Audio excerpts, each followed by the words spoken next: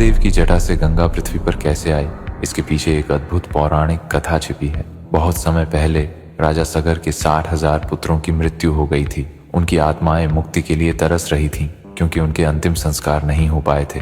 ऋषियों ने कहा, केवल गंगा जल से ही इनकी आत्माओं को मोक्ष मिल सकता है। इसलिए राजा भागीरथ ने गंगा को धरती पर लाने के लिए कठोर तपस्या की। पहले उन्होंने ब्रह्मा जी को प्रसन्न किया, जिन्होंने कहा, गंगा को तो मैं पृथ्वी पर भेज दूंगा, लेकिन उसकी धारा इतनी प्रबल होगी कि पृथ्वी उसे सहन नहीं कर पाएगी।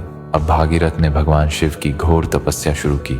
कई वर्षों के बाद महादेव प्रसन्न हुए और उन्होंने गंगा को अपनी जटाओं में रोकने का वचन दिया। जब गंगा स्वर्ग से पृथ्वी पर उतरने लगी तो उसे अपनी प्रचंड धारा पर गर्व था।